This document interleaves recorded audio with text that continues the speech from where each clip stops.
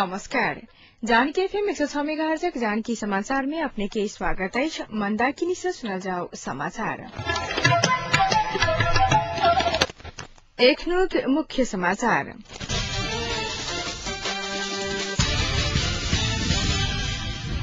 क्षेत्रीय विकास में धनुषा जिला संसदीय कोष में व्यापक दुरूपयोग छानबीन कर आयोग प्रतिनिधि जनकपुर में वर्तमान सरकार नेतृत्व में शांति और संविधान पूरा हाथ प्रधानमंत्री अर्थमंत्री पुन के दावा।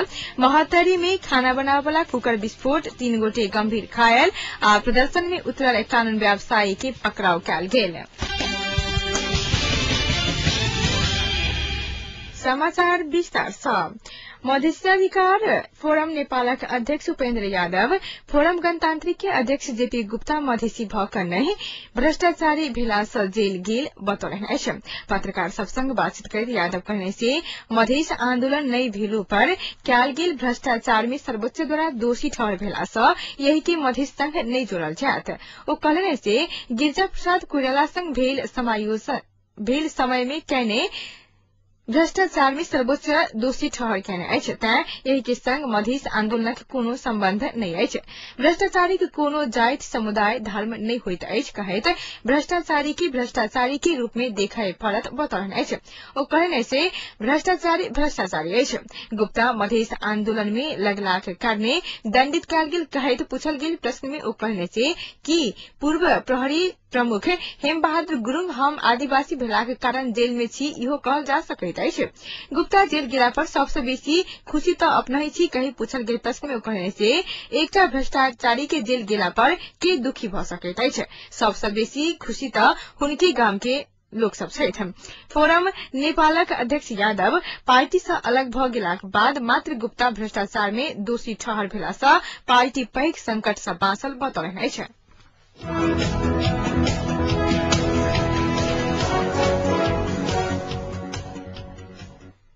क्षेत्र विकास में धनुषा जिला के संसदीय विकास कोष में व्यापक दुरूपयोग भ रहल आरोप लागि रहल समय में अख्तियार दुरूपयोग अनुसंधान आयोगक प्रतिनिधि छानबीन करबा लेल आइ जनकपुर पहुंचल अछि।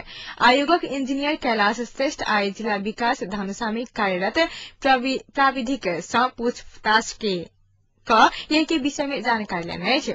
माले समाजवादी पार्टी के सांसद यदुवंश झा द्वारा जनकपुर नगरपालिका वार्ड नंबर 11 स्थित एक सड़क निर्माण के क्रम में अनियमितता भेल कहत आयोग छानबीन शुरू कयलक अछि। सड़क निर्माण के क्रम में पैघ अनियमितता भेल कहत सर्वसाधारणक तरफ से आयोग में शिकायत दर्ज कराओल गेलाक बाद आयोग छानबीन प्रक्रिया शुरू कयने छै। कागज में सड़क निर्माण देखल गेलाक बादो सड़क निरीक्षण केलाक बादे वास्तविकता बुझबा में अतैक आयोगक इंजीनियर श्रेष्ठ पत्रकार सबसे बातचीत करैत जानकारी देने छै। श्रेष्ठक अनुसार वार्ड नंबर 11 में कोनो प्रकारक सड़क निर्माण नहीं भेल कहैत सर्वसाधारणक तरफ से शिकायत दर्ज कराओल गेल छै। सभासद सबके क्षेत्रक विकास लेल सरकारक तरफ से देल जाय वाला संसदीय विकास कोष में पैघ अनियमितता होइत आयल बेर बेर आरोप लगैत आबि रहल अछि।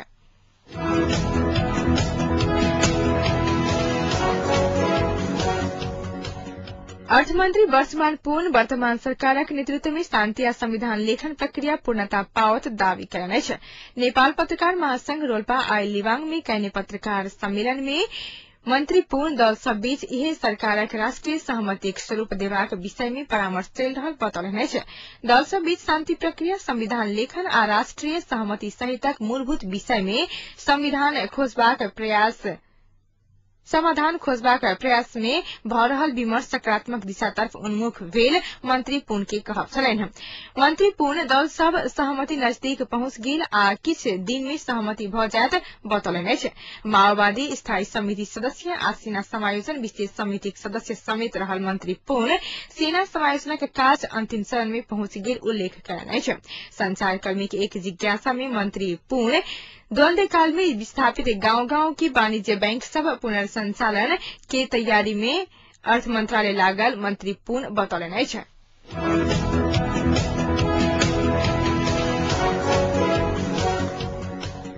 शांति आ संविधानक मांग करैत आइ प्रदर्शन में उतरल कानून व्यवसायी सबके पकड़ाव कयल गेल अछि। निषेधाज्ञा तोड़ने कहैत पुलिस 100 सँ बेसी कानून व्यवसायी सबके गिरफ्तार कैलकै छ। ओकरा सबके अनामनगर 3 कुने सहितक स्थान में राखल गेलै छ। तल भत्ता खाओ, संविधान न बनाओ, बैठक बसाओ, निष्कर्ष न निकाला, निर्वाचन किन चाहियो, संविधान सभाको म्याद थप्न पाइयो सहितक नारा लिखल गेल प्ले कार्ड सहित कारी कोट हाथ में राखिका बाढ़ के केन्द्रीय कार्यालय रामशाह पथ जुलूस प्रारंभ भेलाक बाद पुलिसद्वारा हस्तक्षेप कयल गेल छल। शांति प्रक्रिया पूरा क लोकतांत्रिक संविधान निर्माण करबा लेल दबाव देने कहैत बाढ़ एसोसिएशन प्रतीकात्मक नारा सहित विरोध करे लागल छल। एहि बीच सर्लाहीक सदरमुकाम मलंगवा में संविधान निर्माण में भ रहल ढिलाई प्रति व्यंग करैत कानून व्यवसायी आई उल्टा कोट आ उल्टा नारा सहित प्रदर्शन केने अछि। नेपाल बाढ़ एसोसिएशनक निर्धारित कार्यक्रम अनुरूप नेपाल बाढ़ एसोसिएशन के अभियान में शांति आ संविधान निर्माणक लेल दबावमूलक कार्यक्रम अंतर्गत सर्लाही के कानून व्यवसायी सब उल्टा कोट आ उल्टा नारा सहित मलंगवा नगरपालिका में प्रदर्शन केने अछि। एसोसिएशनक सर्लाही अध्यक्ष मोहन रायक नेतृत्व में निकालल गेल परिक्रमा नगर के विभिन्न भाग में परिक्रमा करैत बाढ़ के कार्यालय में आई जाकर कोन सभा में परिणत भेल अछि।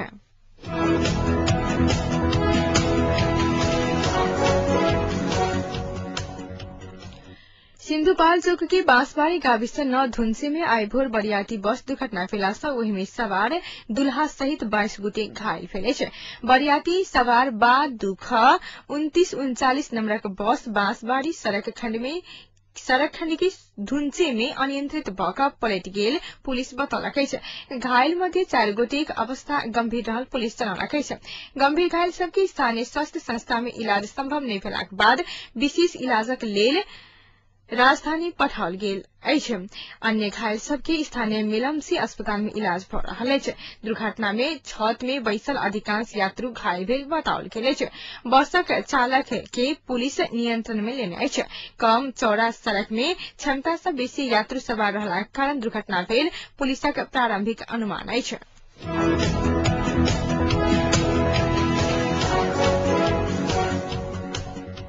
महतरिक टिकुलिया न गोइठी सिसौल में खाना बना रहल समय में प्रेशर कुकर विस्फोट भेला सँ 3 गोटे घायल भेल अछि। आई भोरे 9 बजे खाना बनाबि रहल समय में अचानक प्रेशर कुकर विस्फोट भेला सँ स्थानीय सुनीता देवी शाह, आरती देवी शाह आ 5 महीनाक एक बालिका गंभीर घायल भेल अछि। घायल सभक इलाजक लेल जनकपुर आनल गेल अछि।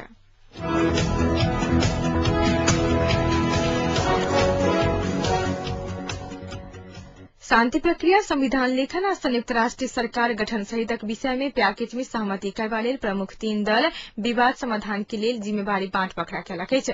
माओवादी के अध्यक्ष दाहाल निवास लाजिनपात में आय भेल बैसार में 3 दलक शीर्ष नेता सबके शांति, संविधान आ सत्य निरूपण तथा मेलमिलाप सहित के आयोग गठन करे के संबंध में अलगे अलगे प्रस्ताव लाबे के लेल तीनों दलक नेता सबके जिम्मेवारी देल गेल अछि। बैसार से माओवादी अध्यक्ष प्रचंड के शांति प्रक्रिया, सेना समायोजन, नेपाली कांग्रेस के सभापति सुशील कोइराला यही सब पहिने सहमति भेल अनुसार सत्य निरूपण तथा मेलमिलाप सहित के आयोग गठन आ संविधान लेखन के विषय में प्रस्ताव लाबे के जिम्मेवारी एमालेक वरिष्ठ नेता माधव कुमार नेपाल के देल गेल छलैक।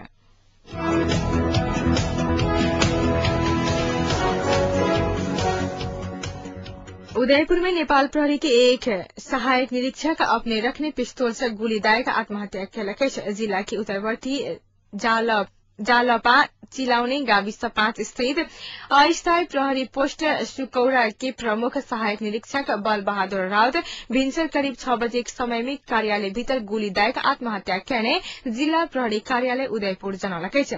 41 वर्षक सहायक निरीक्षक राउत के स्थायी ठेगाना सोलुखुम्बु जिला के नेटा गाविस अछि। जिला प्रहरी कार्यालय के प्रहरी निरीक्षक खगेन्द्र खड़का घटना के संबंध में थप अनुसंधान भ रहल जानकारी देलनि अछि। खड़का के अनुसार राउत के लाश घटना स्थल में रहल आ घटना की छानबीन करबा लेल प्रहरी नायब उपरीक्षक नागेन्द्र प्रसाद उप्रेती के नेतृत्व में एक टोली घटना स्थल पहुंचल अछि। घटना स्थल जिला सदरमुकाम से करीब 22 किलोमीटर के दूरी में पड़ैत अछि। आत्महत्या के कारण खुज नहीं सकला के बादो पारिवारिक तनाव के कारण घटना भेल होब सकबाक अनुमान पुलिस के अछि।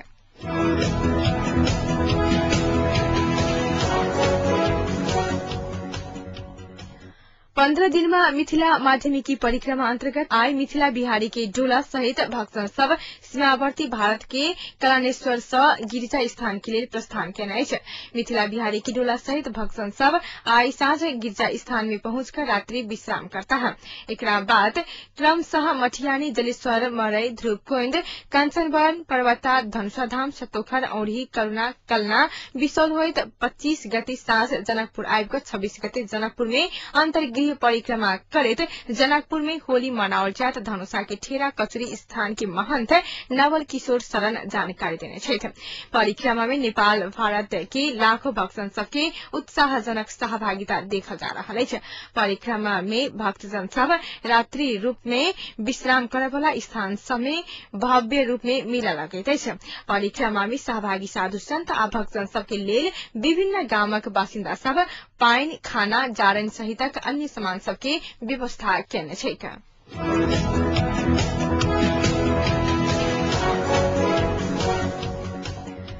समाचारक अंत में पुनः एक बेर मुख्य समाचार।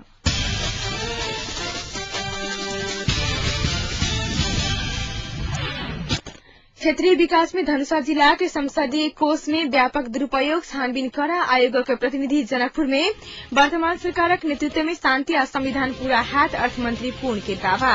महतरी में खाना बनावे वाला कुकर विस्फोट, 3 गोटे गंभीर घायल आ प्रदर्शन में उतरल कानून व्यवसायी सबके पकड़ाव कयल गेल। एक नुक जानकी समाचार एतै समाप्त होतै। पुनः जानकी समाचार लाको उपस्थित है। नमस्कार।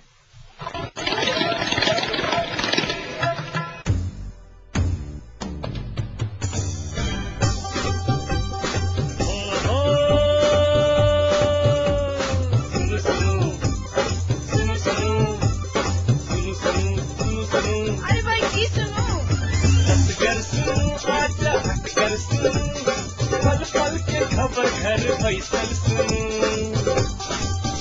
जानकी कहीं सबके मन माटी कपन बात ऐसा सुनू जानकी कहीं सबके मन माटी कपन बात ऐसा सुनू सुनू सुनू।